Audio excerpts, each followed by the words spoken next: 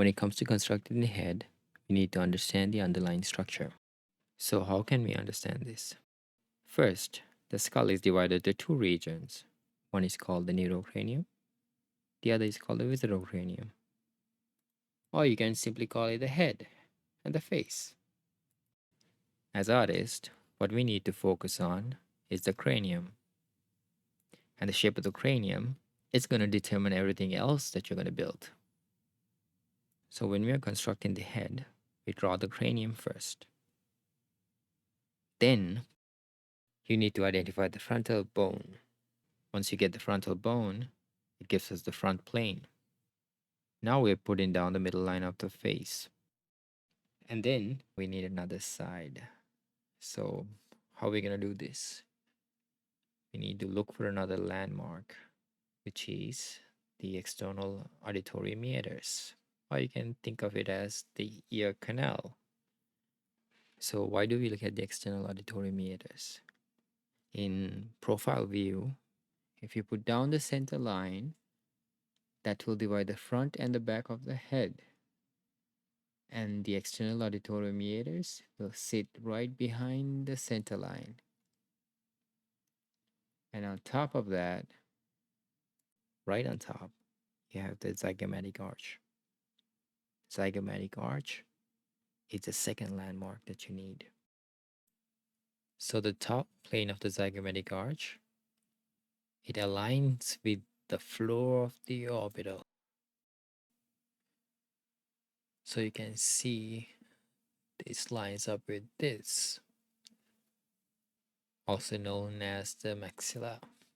So you got the maxilla creates the orbital flow. Once you have that, you're able to create the orbit. Once you're done with the orbit, and if you look at the top lateral edge of the orbital, and that will lead us to the temporal line.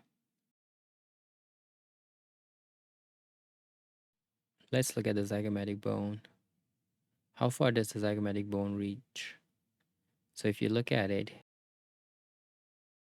it lines up with the anterior nasal spine of the maxilla.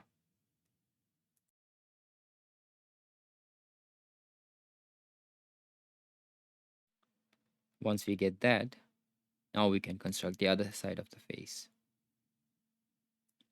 So you go to the other side, then you get the external auditory meatus.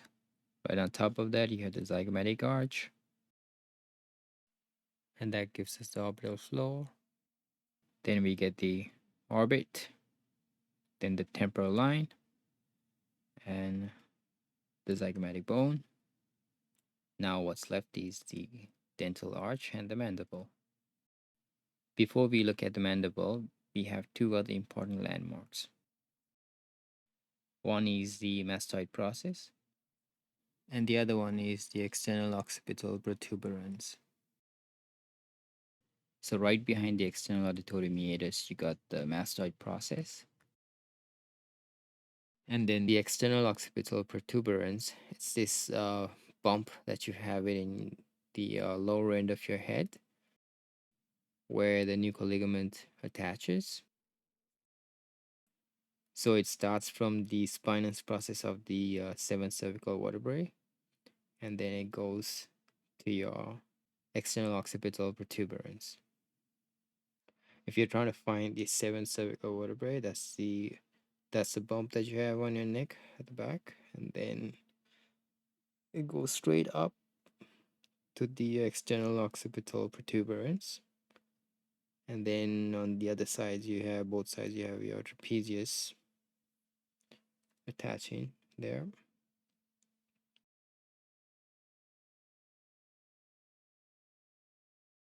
They should help you understand the locations and their relationships.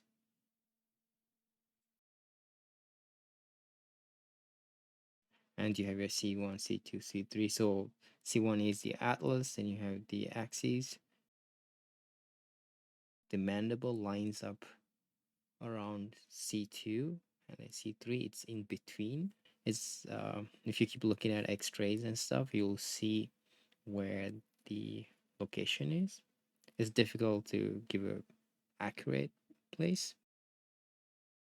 Now you can use all these landmarks to build your dental arch and the fat pads to get the characteristics and stuff. Also, we have two other structural planes that influence the features, which is on the frontal bone. We have the superciliary arches, that's mostly prominent on men. And then we have the glabella. Then it leads to the nasal bone and the nasal cartilages. These features vary from person to person, so it's an observation decision that you have to make when you're constructing a head.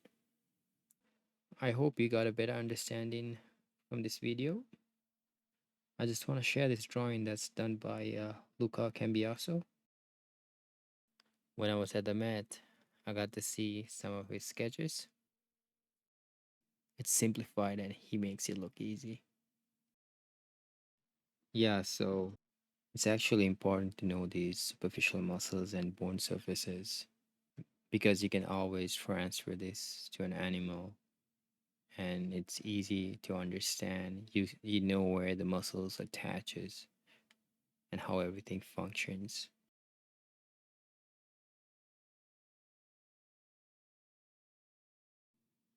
Wow, look at this face right here.